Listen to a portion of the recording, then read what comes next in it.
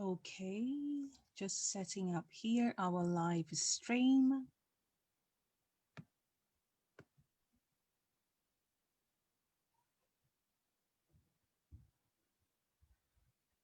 Okay, brilliant. We are live now as well in our social media channels, just in case there's an opportunity to everyone who is interested to study our degree program, BA Business, Marketing and Management. My name is Andrea. I am the marketing manager here at David's Game Higher Education. So welcome everyone. How this session, we have organized this session today. We have organized, we're going to cover all the course information, okay? And by the end of this session, we're going to have our Q&A, where you're going to have the opportunity to ask your questions, anything related to this program. Our academic team will be here, and admissions as well team are going to be here to support you answering your questions. Today, we have invited here a couple of guests. Andrea Ariel is the head of academic development. We have Alexandrov, the program manager. Stephen Brown, our business lecturer here as well, and Maitri Savendran, head of admissions. So very welcome, warm welcome to our guest speakers today. How is everyone? Oh, Pretty good. everyone's good, good, good, good. Let me just stop sharing my screen. So, and we're gonna start getting some questions and answer, and our team here is gonna be able to cover all aspects of the course.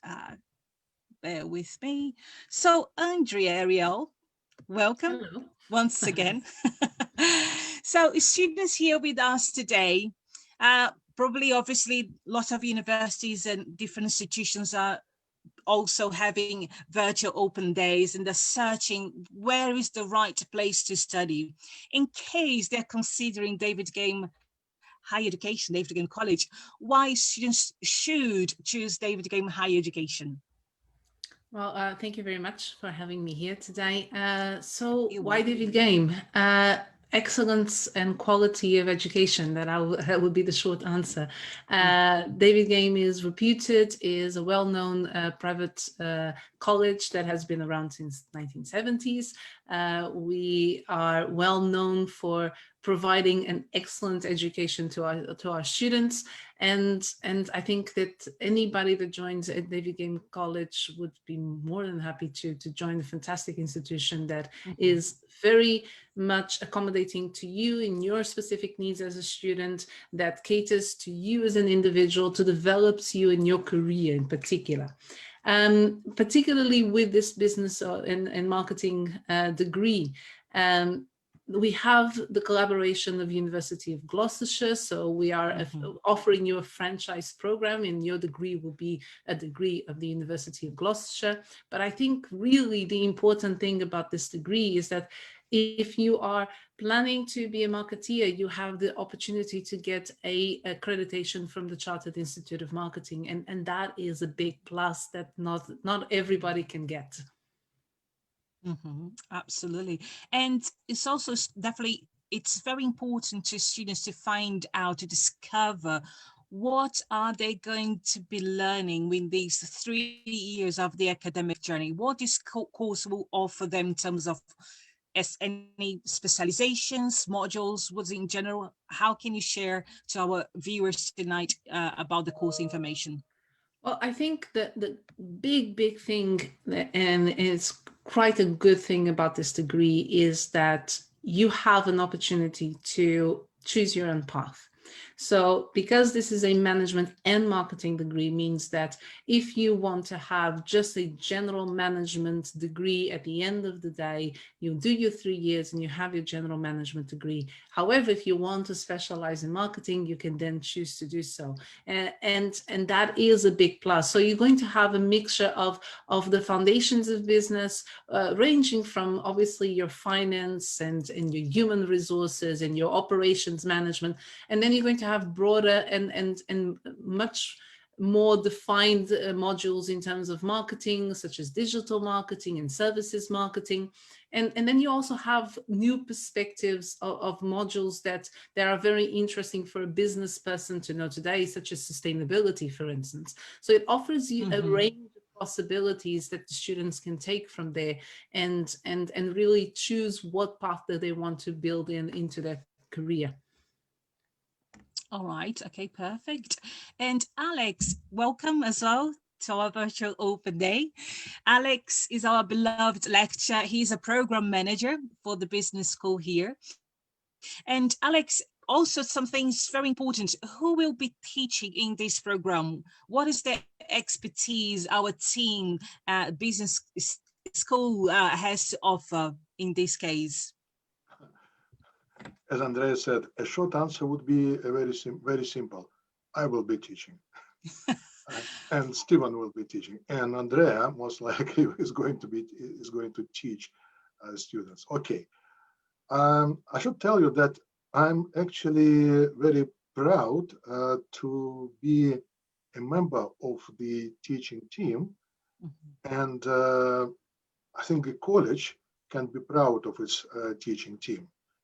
Because we have very high quality specialists who were working with a range of very reputable universities in the United Kingdom and actually in other countries as well. And on the top of this, apart from the educational experience, members of our team, many members of our team have industry experience. They were involved in businesses. They are involved in businesses right now, working as consultants, as managers, and so on. And that expertise made them very useful for the students, because apart from the purely academic information, they can deliver that element. They can share this expertise. They can share and enhance the academic side with that expertise. And actually, you see, for example, we have Stephen here, with whose expertise is very important for his students. And maybe Stephen would share with us something of his experience in a college with students and so on. Certainly. Thanks for the opportunity. I mean, I'm one of the more recent additions to the teaching team in the business school at David Game.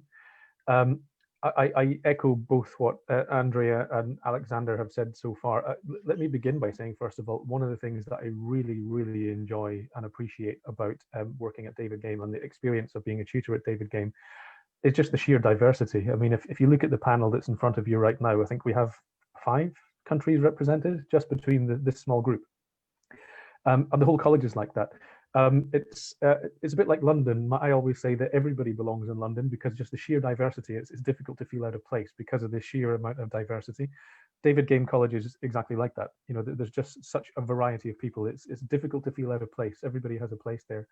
To go back to Alex's specific point about industry experience, my background is kind of checkered, which I think from an education perspective really plays in relatively well. If I go right back to the beginning, I started my career in the British Army. I spent 9 years in the military. So if anybody wants to talk about that, I can do that at length. And I say that jokingly, but actually we do have connections with the military. I believe that some of the open days and so we do have connections with the military. So there are, you know, if people are interested in that, we can talk about it. From a business perspective, I've been working in business for about 20 years.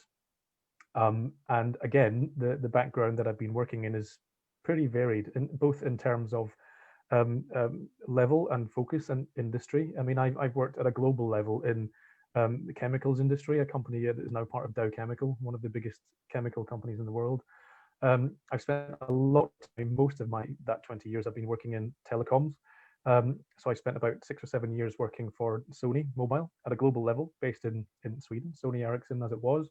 I spent a year or so working at Vodafone, again, a global brand, telecoms. I worked for Maersk, biggest shipping company in the world in Denmark, clothing companies. So there you've got chemicals, telecoms, shipping, clothing, The last job I had before I joined the college was for Deliveroo, again, working for the global Mhm. supply chain organization. So a lot of different types of industry. And talking to my colleagues in the college, you hear similar stories. So the absolute breadth, or the width, I should say, of the variety, again, diversity of different experiences that people have in business at all levels and in all types of industry is absolutely huge. So that's one of the things that I really appreciate about David Game. Yeah. It's so great to hear because there is so much value. It's not only about obviously developing new skills or gaining knowledge about the course, it's about networking opportunities. Look at, in our just short panel here, there's so many different lecturers who teach the business program, and there's so many networking opportunities. People are linked with the industry out there. So it's a great opportunity. So Stephen, in coming back to the course, in terms of assessment, is also, I believe, is important. Sometimes when we say word exams, students, they get so frightened, Yeah. about, and I hear the word exam, how the course is assessed, and how students, what can students can expect to be assessed in this course? I can answer that in two ways. First, I'm just going to try and relate to what I imagine our viewers to be, and also to answer your question directly on the point that you just made about fear of exams. I get it. I understand it. My own education experience, which is the same as yours, I think, Andrea, in terms of coming from a part-time background in education and working at the same time, it's difficult, right? And the different course. I did postgrad law at one point, and the exams were scary as hell. I ran one exams in a week. Alarming. So I can understand why people would have that trepidation.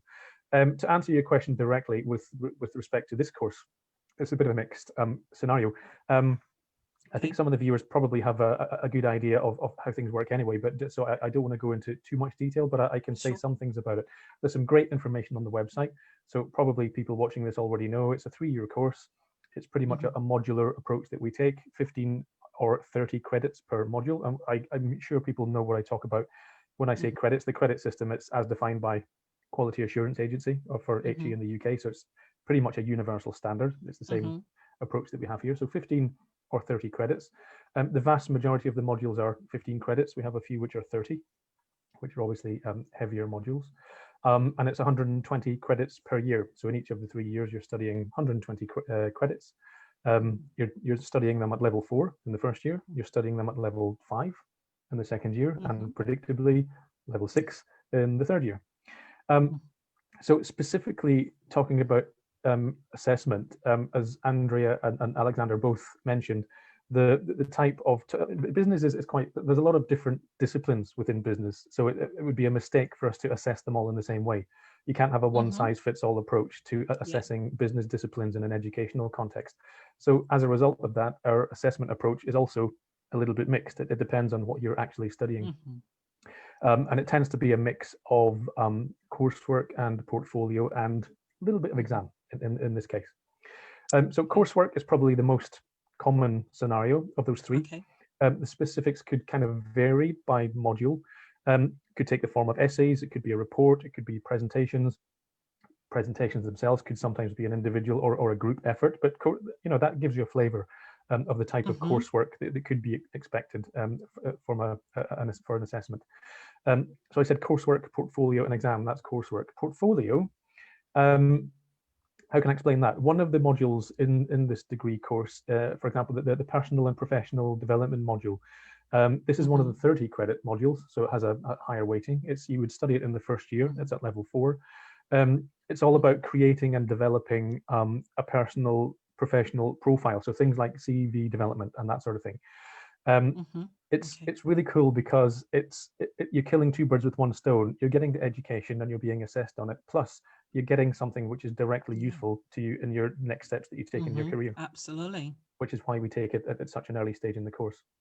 So the resulting portfolio, what you end up with, is what you would actually be assessed on. But once you've done that, you've also got something that has a really very practical application as soon as you take the next steps in your career. So what have I talked about? Coursework, portfolio, exam, right? The dreaded exam. So it's probably not so common in courses of this nature, but we've already talked about the benefits of having the CIM, the Chartered Institute of Marketing accreditation in this course. And as a result of that, exams you tend to find, how can I say it, in courses of a certain quality, there is often an expectation of some kind of exam. And that's the reason why we have this exam here, because it is a course of a certain quality, and the standard required by the CIM really is what sets this course apart. So there is an exam in this course. It's attached to the marketing communications module, which is a level 4 course that you would take in the first year. Just to give people a flavor of what that would involve, probably something like a 2-hour exam. It could be something like you'd be set a marketing communications scenario. You might be required to answer questions on that scenario, or possibly it would require like you to draft a marketing communications plan or an explanation of how you would approach such a plan. So it's nothing to be frightened of, and of course we cover all of this in the module. Absolutely. But it's just something that sets it a little bit apart, and essentially it's because of the quality of the course and the CIM accreditation that makes that necessary. So yeah, just to summarize, it's those 3 things. It would be coursework, portfolio, and exam. The one thing that they all have in common, the requirements are really, really specific, and they'll all be explained very, very clearly at the beginning of the module. I don't know if we call it an assignment brief. Assignment brief is the standard that we apply in the HND courses, but there will be, if it's not called that, there will be a very similar document, which really should be the student's Bible. So at the start of each module, there will be something similar to an assignment brief, and that will make everything very clear, and the tutor will make it clear what they have to do and when. Perfect. That's a good flavor. In just such short session. Thank you very much, Stephen. And Andrea, what form does the teaching take place? Obviously, we are living in such different times.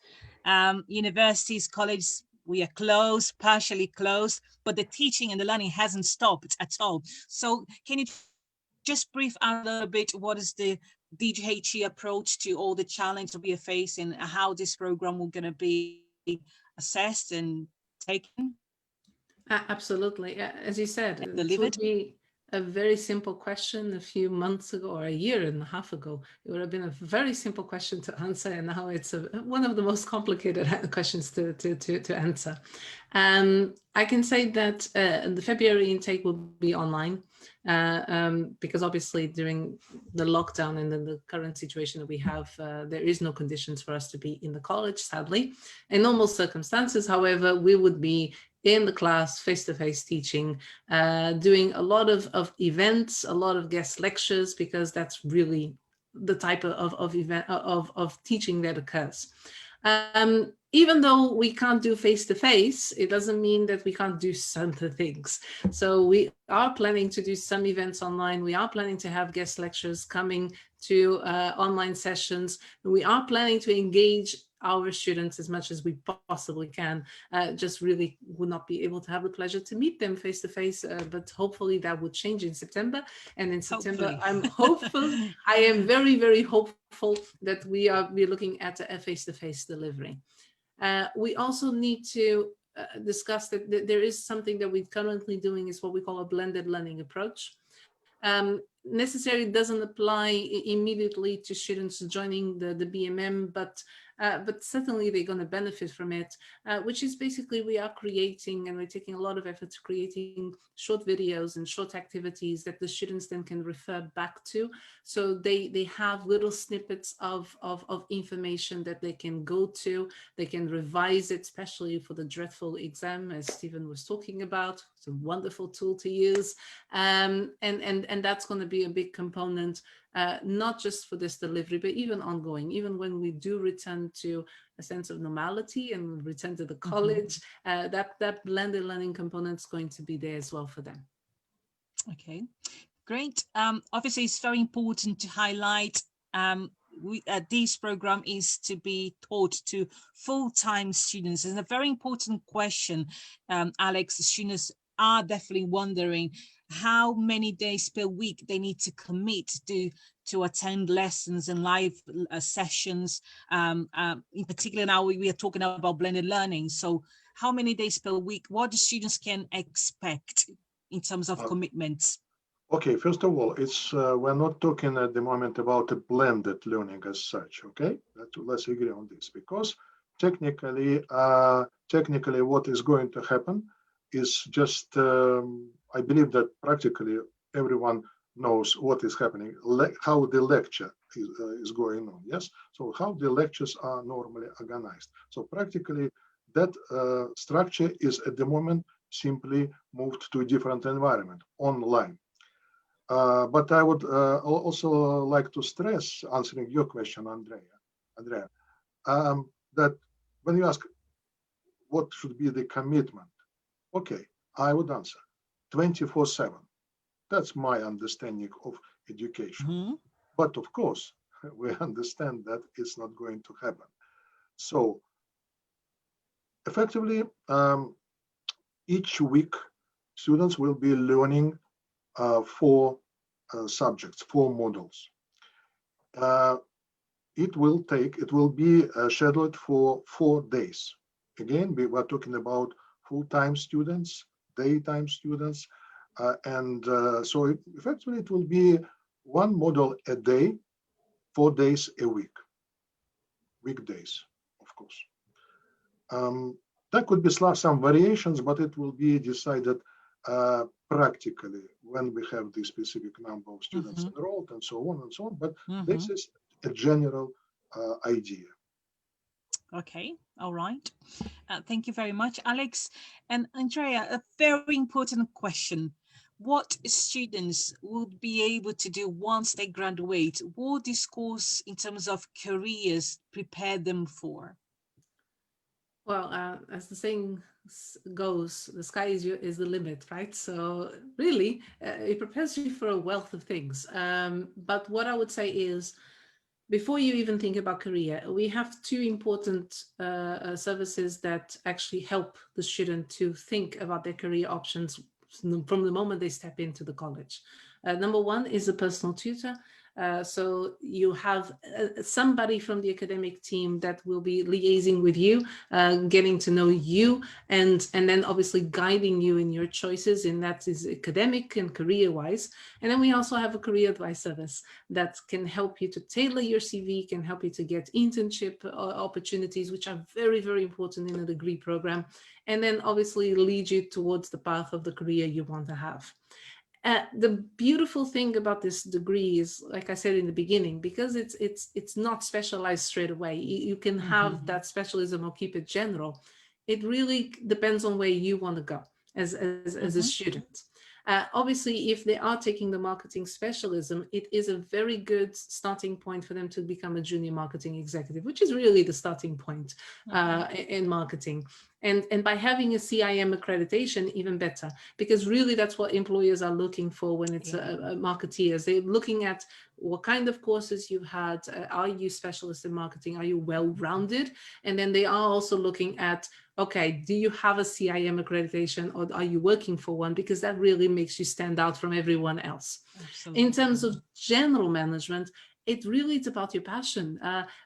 If you don't want to do marketing, but you want to do something a bit more generalist, it's about you finding what are the modules that you think rings true with you as an individual. Some people prefer human resources, others prefer to do accounting or operations, and then really is allowing us, or working with us and us working with you, so we can find the correct path for your career, including an internship, which would be very important and beneficial for them. Okay, great stuff.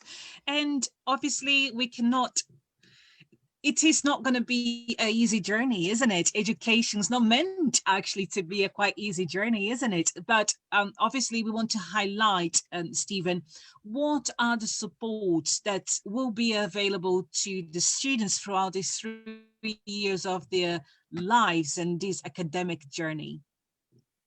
Yep, you're absolutely right. It can be tough. I guess you could say that nothing worthwhile is easy, and on the basis of what Andrea just described, I hope everyone agrees this is a worthwhile thing to go after. But yeah, it could be tough, and it's, students can sometimes get into difficulties for different reasons. What I would say first of all is that engagement is absolutely key. Don't ever be afraid to ask for help. We're all here to help however we can, and whether it's in an academic way or if there's some administrative or compassionate thing that needs to be addressed. I guess you could split it into two primary categories. How do we support students in that scenario? There are services that we offer, and there are facilities that we offer. So if you're thinking about academic help, if it's academic support that students need, well, of course, there's individual support in class. You know, if that's something that's needed, then we can make that available. We're normally available outside of class time as well. So be that via email support or something else, then of course we can provide that on an individual basis if it's necessary. Something else that we generally do, we have what we call drop-in clinics. So it's time that can be individually scheduled with individual tutors. It's all managed online currently. So you can book a session online. You don't have to necessarily talk to the tutor that you normally talk to if you don't want to. If you want to, you can, provided you can find a time with that tutor. So if it's something academic, then we have those facilities. So individual support, email support, drop-in clinics, that's the sort of thing that we can provide. If it's something of a more sort of administrative or compassionate nature, well, we have a dedicated student administration team who are extremely supportive and will be able to provide help as and when it's required. Sorry, I just thought of something else. Going back to the academic point, study skills. Sometimes that can be something that students need some help with. So depending on how recently you have been in education, you may find that you need some help, for example, to write academically, how to use Harvard referencing, for example, how to conduct research in a methodical way, how to analyze research data, how to use Microsoft Excel. Practical things, general sort of study skills. And we actually have some really excellent online material that students can access whenever they like. We have a team of people that put that together, and that material is really, really excellent. So there's lots of online material and tutorials to help with that sort of thing already. We also have members of staff, part of whose job is to support students with that type of thing anyway. And those members of staff quite often arrange study skills seminars. So if students do need help with a particular aspect of study skills, the things I mentioned, like writing academically, Harvard referencing, research, and anything of that nature, they can join those sessions. And if there isn't a topic planned, that's something that they need help on, they can ask for one, and we can plan a session to meet their needs. So there's quite a lot of stuff in the study skills space. In terms of facilities, well, we've got the library. There's physically the library there.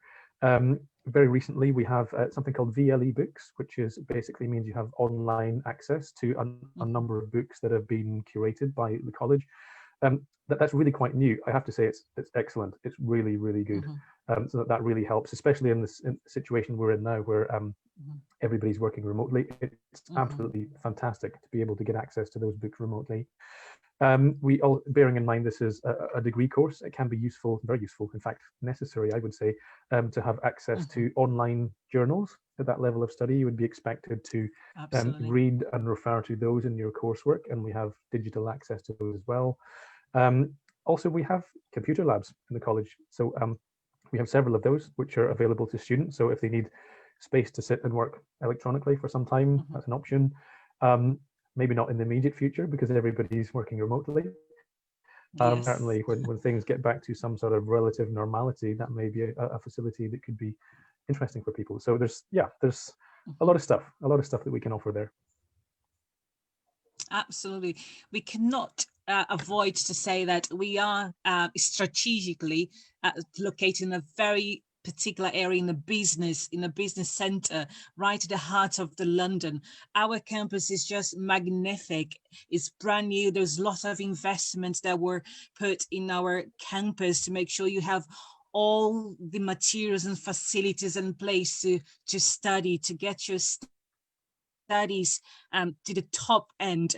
So we're gonna ask my colleague here, Constantina. She will share a link with you where you can do a virtual tour. You're gonna see our reception, the classrooms, where you're gonna be taught, you know, some of the amazing place we have at DGHE campus. So Constantina is gonna put in our chat here, so you can have a view what once we return, hopefully, as Andrea said, hopefully Yes, cannot wait. September.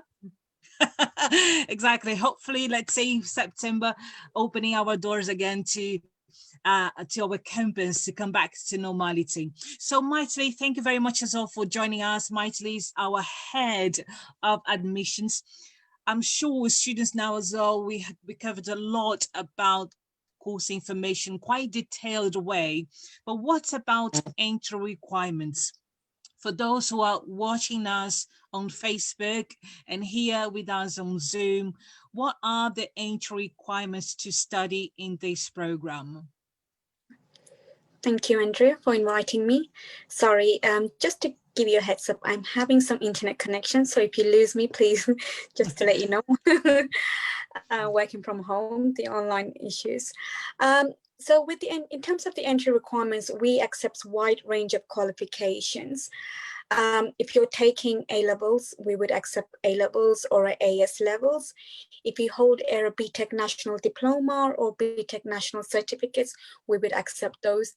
If you have overseas qualifications, we would accept those, but subjects for us to check against our NARIC system to see whether those qualifications are equivalent to level 3. And if you're not sure what sort of qualification, if you're not sure about the qualification, you can always drop us an email to the admissions@dghe.ac.uk, and then we can able to let you know whether you will be eligible for this course or not. If you guys are taking A-levels or have taken AS levels, with the A-levels, we would require 2 Bs and 1 C. If you're doing in a BTEC level, we would require distinctions and 2 merits.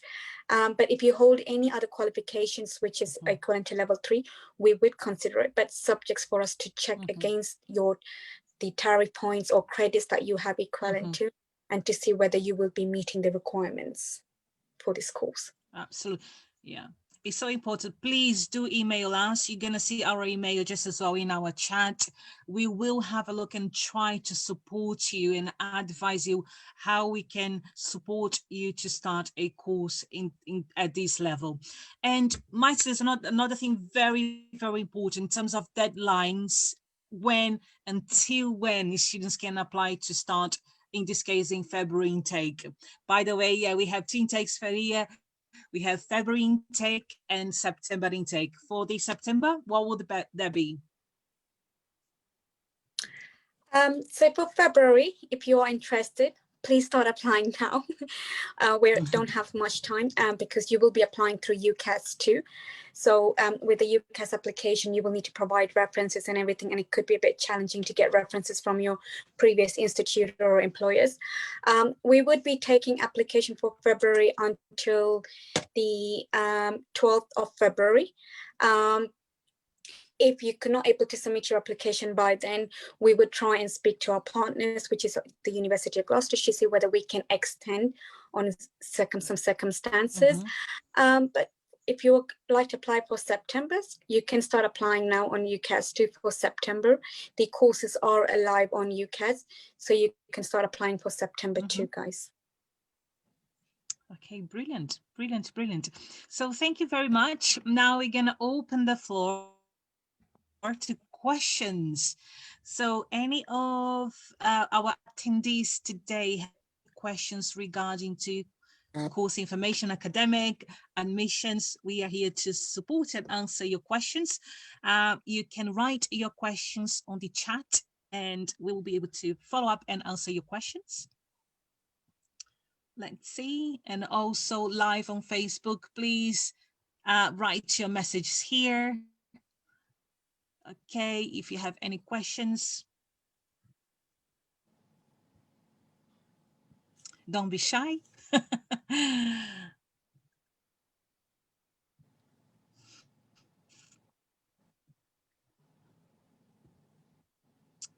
right, so perhaps taking time to type a long question. All right, let's see.